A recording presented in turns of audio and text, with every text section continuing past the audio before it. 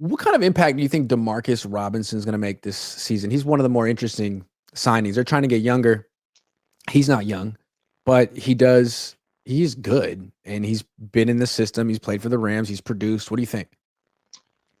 Yeah, he said he's one of the more interesting signings. I think he's the only interesting signing for me, at least. Like I saw him, and I've been like kind of in tune with him for the last like 3 years. Randomly, it just started randomly. Honestly, I think I saw him made a play, and I remember him from the Chiefs, and I started locking in. But yeah, honestly, what they're getting is that veteran presence that I want them to add to at least a couple positions on defense. But he's like a good fill-in for Brandon Aiyuk because again, we don't know week one, is he going to be ready, and then how long is he going to take to be even close to the player he was, if ever. So with Robinson, like, look, they're getting the guy who has a vertical threat. He's interchangeable. He goes inside and out. He spent 2/3 of the plays last year lined up outside, but and third inside. So he predominates to the outside. So, but that's great. We've got kind of player you have. So that's good. Okay, cool. We can fit him in most of our plays. Vertical threat, new dynamic. Look, we might not target him because Purdy's not like, doesn't have the most amazing arm, but that's a new respect you can have.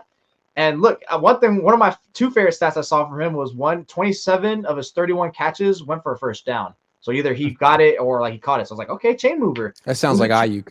Sound like Aiyuk from 2 years ago, remember? Mm-hmm. He also had 15.7 air yards per reception. So okay, cool. Yep. That guy's another Sounds like Aiyuk. Sounds like Yeah. Aiyuk. And you know what the other thing is? Man beater. He was one of the better man beaters, press man beaters. 16 of his catches went against press man. And all 7 of his touchdowns went against press man as well. There you go. 4 of them, or 5 of them, came in the red zone. And I was looking at it before we had the show. 4 of them all came at the near the goal line of 3 yards or less, where he's running these nasty like little flat routes, like quick out routes, where he's like just 1-2 step, get the corner to point his hips towards the inside of the field, and then he's gone. That's perfect because then Purdy can just drop back and just throw it right there towards the sidelines for him to grab, reach out and extend and grab for it. That's what the 49ers were missing last year. So now they get that new dynamic. They get us temporary fill-in like Aiyuk, a little similar.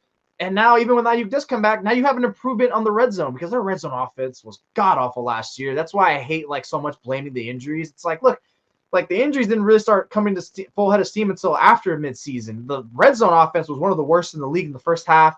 With Demarcus Robinson, you have that quick separator and great release guy who can go for those touchdowns. So I'm really excited about this guy. No one should be on the same part as me, but I say at least a little excitement because this guy adds a sizable, moderate, very fair improvement to the offense.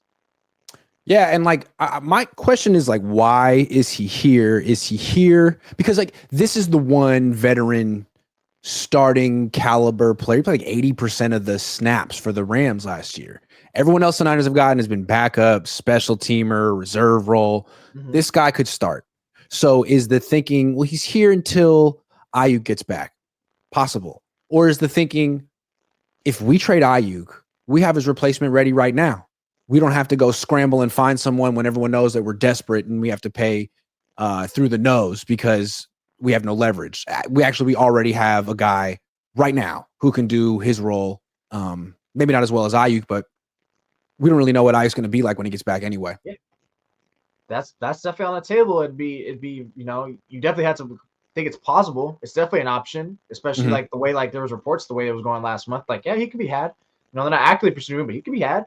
So yeah, I think it just gives them like a lot of options. Like the one you can say like if you ever want to trade Aiyuk or a temporary fill-in for Aiyuk, and then I wouldn't just even dumb it down to that like, oh, he's just a temporary fill-in for Aiyuk. Like no, it's like he honestly gives a good improvement to the offense because I think it's also the bigger upgrade is with Deebo Samuel gone. Like look, now you got a guy what couldn't Deebo Samuel do right? Beat man coverage. He was terrible at it. Now you got a guy, you flip Deebo and you put Demarcus Robinson in there, and it's like, great, this guy is actually pretty solid against man coverage, and he's great in the red zone and vertical threat. So you have a lot of great new necks that you can put to your offense. Who do you think is more likely to start opposite Juwan Jennings, assuming Juwan Jennings he just had a big-time season? I would assume he's going to keep starting. Pearsall or Robinson? Yeah, man, that's actually a good question. I thought you were going to say Aiyuk, or I was going to be like, wait, what? But Pearsall, yeah, man, that shit. Wow, it should be.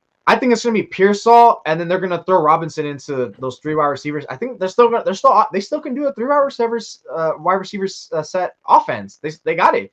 Pearsall, Jennings, him, Kittle, and then we saw a bunch of random times last year that we just see Ronnie Bell in there for like 15 snaps. Like, what are you doing? Like, that's could be Demarcus Robinson. Same thing with Chris Conley, even though Conley was a little more impactful, which is not much either.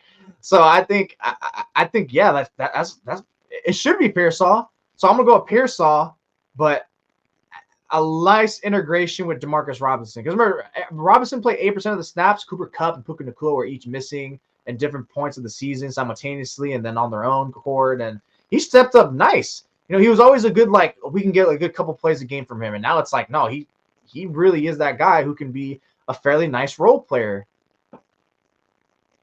I'm just checking out his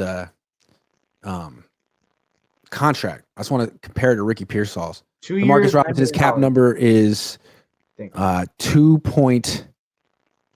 Oh, come on. Wait a second. So his number is 2.7, 2.1 this year, and Pearsall's is 2.8. So I guess they slide him right below Pearsall. So probably Pearsall's going to start, and Robinson will be the number 3 receiver, which means he'll catch like 20 passes this year. Caught 31 last year, so yeah, 20 to 30 sounds about 20 that, 30 right? passes.